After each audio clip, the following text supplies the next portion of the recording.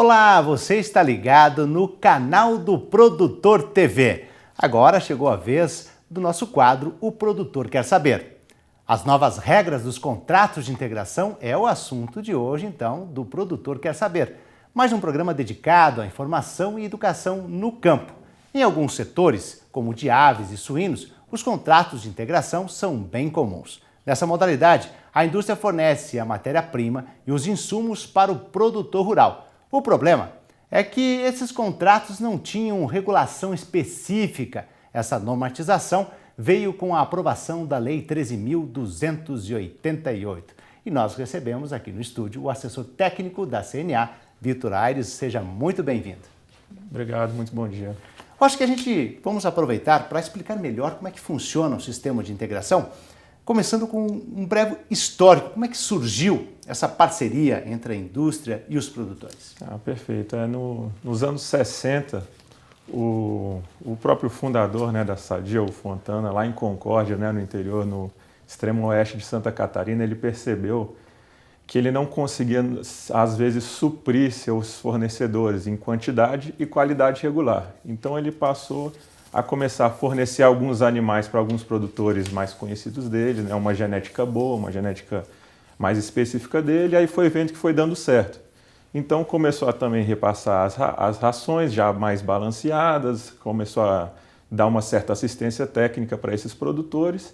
Então foi a partir daí, daquela demanda, aquele anseio da indústria em conseguir fornecer um produto em quantidade e qualidade regular. O berço tanto do cooperativismo como do sistema de integração é o estado de Santa Catarina, que tem essa força dentro da criação de suínos e aves. Agora, essa relação, quando ela iniciou, foi uma construção entre produtor e indústria, mas ganhou uma escala muito grande. Sim, sem sombra de dúvidas, a gente pode falar que hoje o Brasil só é esse grande competidor mundial. A gente tem o maior market share das exportações de frango. Nós produzimos o suíno e o frango mais barato do mundo. E não é só por nossas condições climáticas e abundância de grãos e recursos naturais como um todo, mas também por questão dessa relação que consegue acompanhar os procedimentos ao longo da cadeia. Ele consegue coordenar a cadeia produtiva como um todo em prol de um produto final. Então isso fez realmente um diferencial na produção. Vitor, agora a gente acompanhou muito tempo, eu morei em Santa Catarina, nós acompanhávamos muito todo esse processo, E principalmente a evolução, cada vez mais se alojando mais aves ou se alojando mais suínos, mas também sempre com a preocupação do bem-estar animal. Então, nesta evolução, o produtor sempre tem que estar até hoje atualizado com as novas tecnologias? Isso, perfeito. O que aconteceu é que ao longo do tempo foi passando e o desequilíbrio de poder foi acontecendo. Então, a assimetria, hoje o grande problema da relação de integração em si se refere à assimetria da informação, onde um lado domina de todas as informações do outro lado e o outro lado pouco sabe daquele lado. Além disso, a gente tem um poder econômico muito grande de uma grande integradora quando se compara com um pequeno produtor rural ou até com um grande produtor rural. Então essa discrepância, essa distorção foi com que distorceu a relação contratual entre as partes. Começou a ficar uma situação, até em muitos casos, insustentável essa relação, essa cobrança dos lados em relação a preço, em relação até a entrega de lotes, porque para entender quando a indústria entrega os lotes, tem que ser um lote que realmente vai ter a engorda o resultado que ele espera. E muitas vezes isso não acontecia. Sim, o grande problema é que ela dita qual a tecnologia que você deve adotar. Ela te entrega os animais, como você muito bem citou. Mas às vezes, quando aqueles animais não vêm com boa qualidade, não tem com que o produtor faça, ou as rações atrasam, também a ração não vem com boa qualidade, não tem o que o produtor faça para garantir uma boa eficiência para aquela integradora. E a base hoje da remuneração do produtor integrado se refere à eficiência dele. A eficiência são os coeficientes técnicos que ele alcança, como número de desmamados por fêmea ano, no caso da suinocultura, como conversão alimentar e por aí vai, mortalidade. Então, se o produto vem ruim para esse produtor, ele não consegue recuperar. E hoje, via de regra, o produtor que arca com esse prejuízo de um mau trabalho lá atrás, que não é culpa dele. Exatamente, a gente acompanhou muito essa questão. Aí você tem um índice de mortalidade alto, você tem uma conversão, aí você tem que colocar lá 3 quilos de ração para fazer 1 quilo de carne. Então essa conversão começou a ficar prejudicada. Agora, dentro com essa nova lei, né, eu acho que nós podemos começar a falar, a pontuar, o que muda nessa relação? Vamos ponto a ponto. Não, perfeito. Eu acho que o ponto 1 dessa lei, o ponto principal dessa lei é trazer maior transparência na relação contratual. Então, a gente, ao longo das discussões que nós fomos tratando para formar um consenso em cima dessa lei, o foco principal foi reduzir a assimetria de informação. Então, a indústria ela vai ter um número mínimo de requisitos que os contratos devem apresentar de forma clara e detalhada, principalmente as fórmulas de remuneração, por aí vai, entendeu? Então, fora isso, a indústria é obrigada a entregar relatórios, né, que é o RIP, que é chamado na lei da integração, que é relatório de informação da produção integrada. Então, é um relatório pós cada ciclo. Isso aí vai ser uma fonte de dados, né, exatamente para o produtor também ter essa fonte de dados e conseguir barganhar melhor a situação dele. E também tem um documento de informação pré-contratual, que basicamente para o produtor saber onde ele está entrando os novos aderentes ao sistema de integração. Então, inicialmente é esse ponto, e aí existem outras coisas também muito importantes para serem citadas. Agora, é interessante a gente citar essas questões pontuais, porque existia uma conta, era um cálculo que nem Einstein não conseguia resolver, o cálculo para o produtor saber quanto que ele vai ganhar quando ele entregar o lote. Quer dizer, ele recebe o lote e tem aquele tempo para ele fazer a engorda, mas o cálculo para ele receber não era exatamente um 2 mais 2. Perfeito. E eu acho que esse era o maior anseio dos produtores, né? Eles estão ali, é uma atividade empresarial, está ali para ganhar dinheiro, obviamente, né? Então, o que a gente também focou na lei da integração, na hora de construir, foi em ser paritário a formação da remuneração. Então, não é mais a indústria estabelecendo qual a fórmula deve ser utilizada, como deve ser utilizado e dizendo o que aconteceu ali. Então, a partir dessa lei da integração, o produtor vai sentar com a indústria e falar, não, tais pontos devem entrar na nossa forma de remuneração e deve ser construída bilateralmente, né? Antes era unilateral e paritariamente, que daí foi que criaram os canais de diálogo dentro da lei da integração.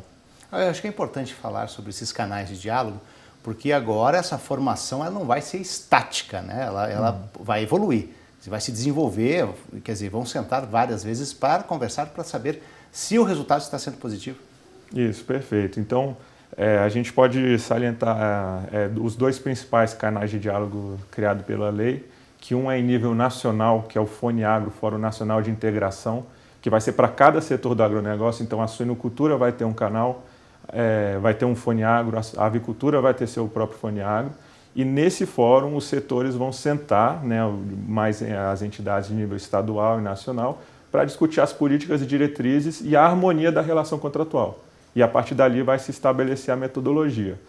Abaixo do FONEAGRO vão ter as CADECs, que são as Comissões de Acompanhamento, Desenvolvimento e Conciliação da Integração.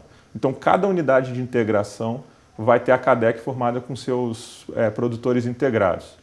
E isso vale salientar para os 2 casos que são paritárias, ambas são fóruns, né, e comissões paritárias.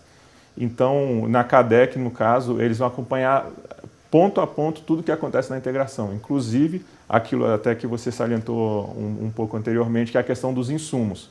Então, o produtor ele vai estar ao lado da integradora, acompanhando a qualidade dos insumos que ele recebe. A CADEC vai ter essa função. Isso significa que, a partir de um momento que a gente estabelece bilateralmente o modelo de remuneração e os insumos não vêm com a qualidade mínima desejada, você não pode penalizar esse produtor por isso. Primeiramente, esse processo de negociação para chegar a essa lei não foi um processo lento. Como é que foi para integrar, então, a indústria com o produtor dentro da lei? Eu acho que a primeira coisa que vale a pena a gente salientar é a dificuldade do processo legislativo como um todo. Hoje em dia a gente tem no nosso país, as matérias são aprovadas ou porque tem pressão da sociedade ou porque tem consenso entre as partes dos grupos de interesse. No nosso caso, essa matéria ela não tem uma pressão da sociedade que eu digo como um todo, né? Mais do meio rural. Então a gente precisou de sentar com a indústria e consensuar um um contexto mínimo, né, uma redação mínima que essa lei devia apresentar. Então, ao longo de 5 anos, a gente vem negociando com a indústria para aí sim chegar nessa lei agora. E como é que foi essa barganha com a indústria? Porque a indústria também teve que ganhar alguma coisa na legislação para ter um ganha-ganha. Né? Assim, a indústria, no caso, existe no artigo 2º, parágrafo 3º da lei, que fala que não caracteriza vínculo empregatício ou prestação de serviço a relação de integração. Então, no caso, a indústria, o grande interesse dela era evitar contratos trabalhistas que vinham acontecendo aí ao longo da história. E realmente nós concordamos que isso é uma relação entre empresários e não entre patrão e empregado. Esse era um ponto que gerava muita discussão na justiça. E como se trata de uma parceria, tem que seguir adiante. Agora tem um ponto interessante, porque a indústria fornece, então, os insumos, fornece os animais, mas nessa questão toda, quando entrou a cobrança do Código Florestal, o produtor pesou em cima do produtor essa regularização ambiental, porque são propriedades muito antigas, e a forma desse processo. Agora, isso também ficou dividido com a indústria?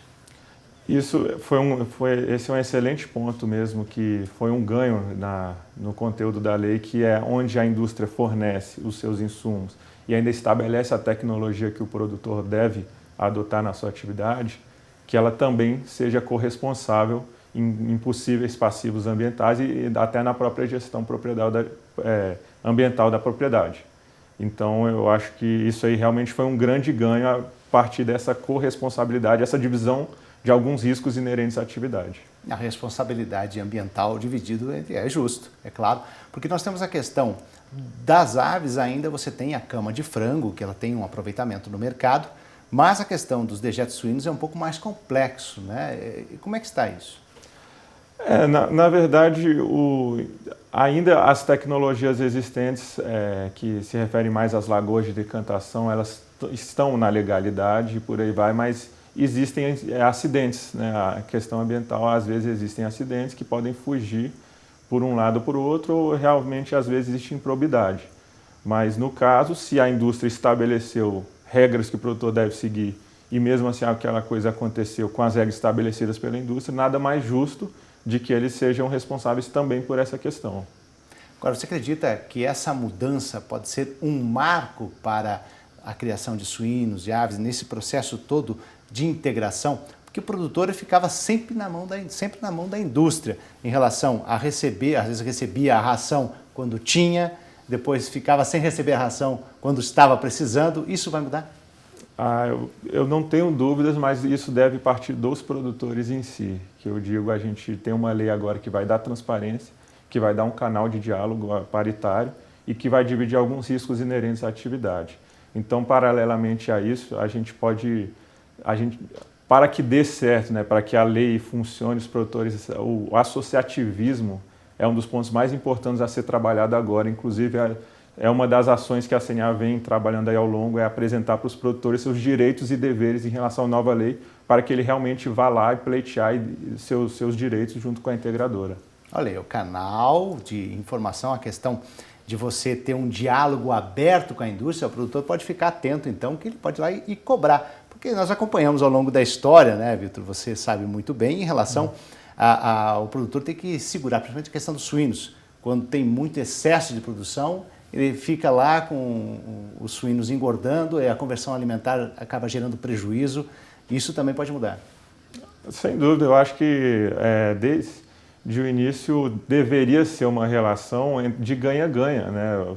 A relação contratual é conflitante, todas são, mas o foco na distribuição justa dos resultados, no ganha-ganha e realmente um lado ser mais, vamos dizer assim, mais claro com o outro em relação ao que ele vai passar ali na frente, as coisas serem combinadas, acordadas, é o ganho dessa lei, né? Agora, qual foi a participação que foi decisiva, é claro, da CNA em todo esse processo? Nós sediamos, basicamente, sediamos toda essa discussão ao longo desses 5 anos, foram dentro da própria CNA, da estrutura da CNA, onde a gente convidou ao longo da história se participaram 65 entidades diferentes que contribuíam com algum conteúdo de alguma forma.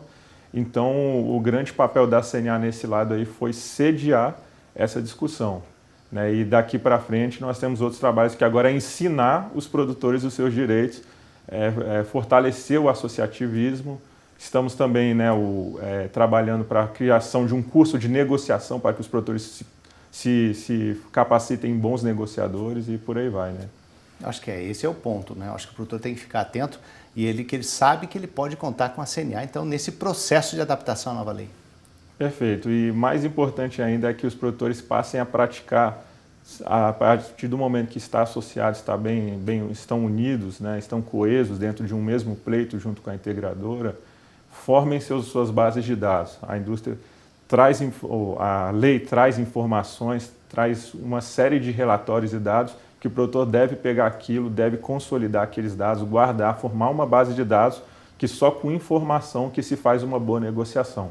Acho que é bom fazer pontuar bastante essa questão da gestão, né? O produtor tem que estar de posse dos números, do que ele está gastando, de como é que está funcionando. É assim que pode acontecer um diálogo mais para frente de novas mudanças? Eu acredito que sim, né? A gente fala, né, que hoje um dia um produtor, num suinocultor, um avicultor integrado, não basta ele ser um excelente produtor integrado, um produtor para dentro da sua porteira. Ele tem que ser um excelente produtor também para fora da porteira, né, da sua fazenda, que é exatamente sabendo colocar seu produto, negociar as coisas, ter informação suficiente para conseguir barganhar em seu favor e mais ainda retornando à questão do associativismo, né, que vai ser o ponto focal para se ter sucesso. Acho que as entidades todas que representam os produtores, a Associação dos Suinocultores, como dos Avicultores, eles comemoraram isso, essas lideranças entenderam que agora é um processo novo, é um recomeço? Sim, tudo que a gente trabalhou no passado e vai trabalhar daqui para frente é com essas associações, né? Quem participou viu a dificuldade que foi conseguir formar um consenso com a integradora, não foi fácil, né? E conseguir ter isso aprovado. Então, as associações elas estão conosco, né? Dentro da Comissão Nacional de Aves e Suínos da CNA, todas elas são membros da comissão. E então, tudo que a gente está construindo daqui para frente é junto com elas. E o foco delas, a gente tem observado isso, né? Que o foco dessas associações também é resolver o problema do integrado. Ok, muito obrigado pelas informações, esclarecendo muito esses pontos importantes dos contratos de integração. Assessor técnico da CNA, Vitor Aires, muito obrigado. Obrigado.